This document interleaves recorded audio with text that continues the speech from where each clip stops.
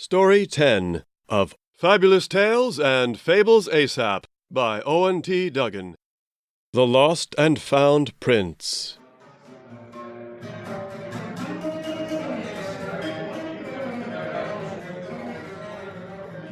The Lost and Found Prince. Scene 4. Up pre-dawn at the Fuzzy. You're up early, good sir. Very early, said the old staff fellow, snapping out of his snooze. He rose from the padded lounge chair, brushing biscuit crumbs from his front.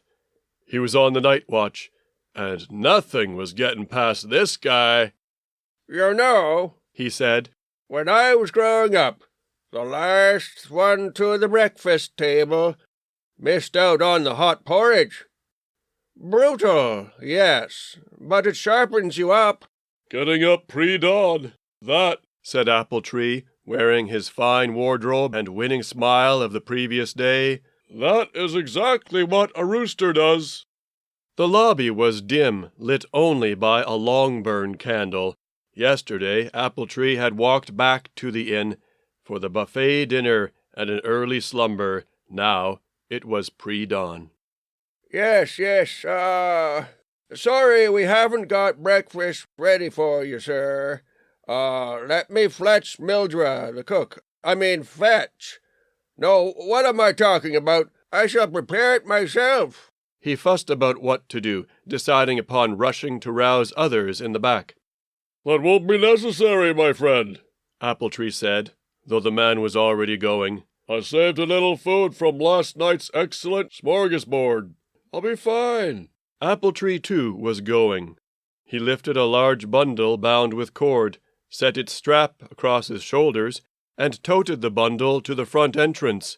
Having left his blue trunk in his rooms, for he was not quitting town, not yet, he unlocked the doors and ventured out to the street. The monolith loomed. The ruins at the town's vacant center. It was a bit creepy.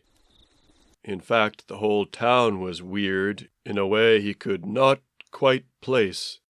Somewhere in the pre-dawn light sounded a rooster. Onward, patient calls. Feeling his way to the home of Beresevi Rudigal was not easy. Things looked different in the near dark. He took his time, often pausing, sometimes backtracking, arriving at the high facade, pleased that he had done it alone, and that the neighborhood was not yet astir. Now what? He whispered. There was no plan, only the intention of meeting Beresevi without interference. Here was the padlocked door. Apple Tree did know how to pick some locks, but delayed attempting this one, which was not merely old, it was ancient. Looking to the big window shutters, latched top and bottom, he saw how he could crawl inside, if he so wished. He would need something upon which to stand. Who's that there? Came a voice from behind. He turned to face a wraith from the mists of time. Oh, bless the heavens! It's okay. I'm not a vandal. I'm Dr. Appletree. The wraith, actually a neighbor, said, Oh, yeah, the doctor. You came yesterday. Rooster Boy is still inside. Hasn't gone anywhere. Hasn't killed anyone.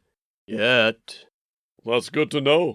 Tell me, said Apple Tree, seizing this chance to collect information. You caught those teenagers who threw fire into the house? Oh, yeah, we caught them all right. What did they think they were doing? Well, fire expels demons, said the neighbor. They were making a show of bravery. We'd have burnt the place down if we hadn't stopped them. I see. Like they were trying to perform an exorcism. Don't worry, they won't be back. They're on the recruiters list now. They've been pressed into the Emperor's army. I guess that's one way to keep them out of trouble. Another neighbor joined, carrying a club, poised for combat. Better way to handle demon, he said, is to gag subject's mouth and bind in ropes. But I don't suppose we are allowed to do that, are we? The wives of the husbands joined as well. It's a quarantine situation, said one wife. We need to keep the boy inside and people out. He brought back to town something bad. Could be contagious. Some kind of curse.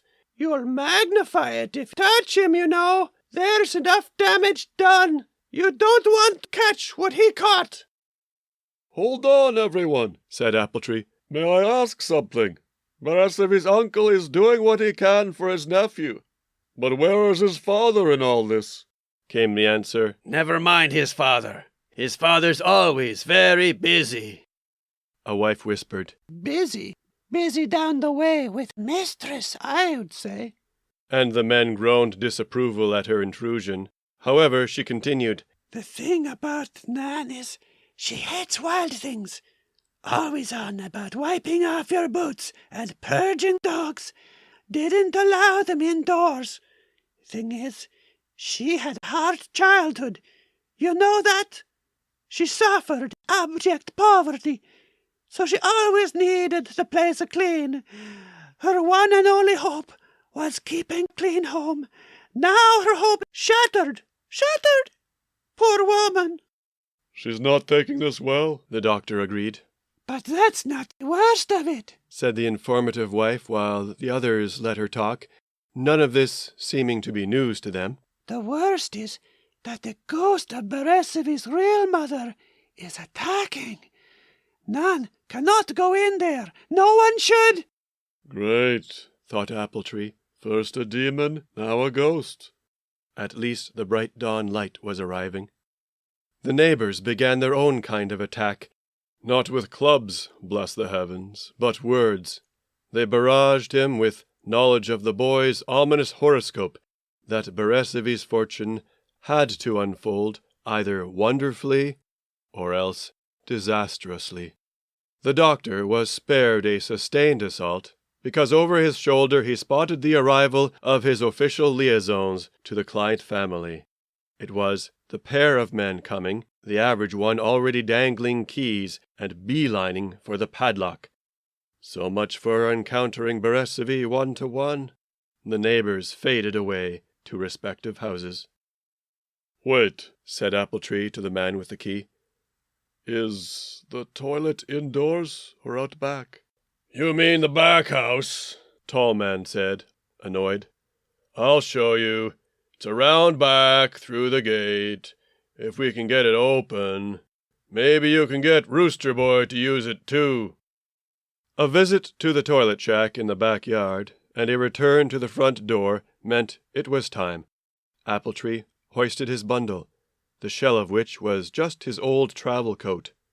The door was opened. The stench hit them hard. They recoiled and reshut the door. How about we open the shutters? Suggested Appletree, catching his breath. And we leave them open? As they did it, the doctor reminded. Oh, when the cleaning ladies get here, send them straight in. Just tell them not to interfere. They can't. Can't? They quit. They're done. They're useless. You're serious? Then you guys must do it, insisted Appletree. Their faces revealed extreme distaste. Think of it, said Appletree, like mucking a stable, cleaning the stalls. You can lay down straw if you like. Do you keep pets? It'll be like keeping a pet. You're barn keepers now, and I'm counting on you. The men seemed only partly convinced. He continued, Give us time, bring us food. Let Beresevi be how he is. Don't pressure him to act like regular people. No head games.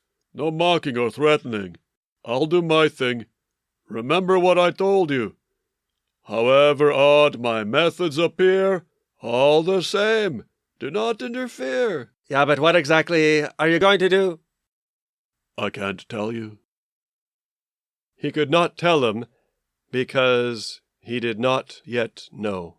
Dr. Appletree entered. On his back they shut the door, locking it.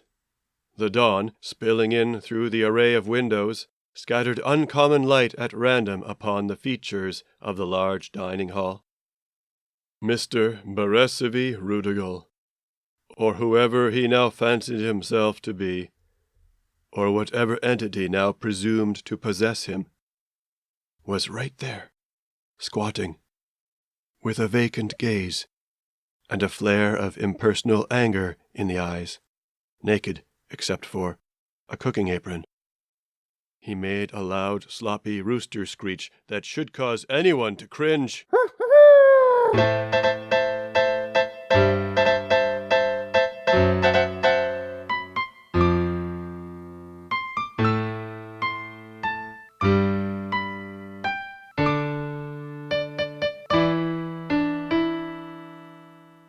Dr. Appletree, I presume?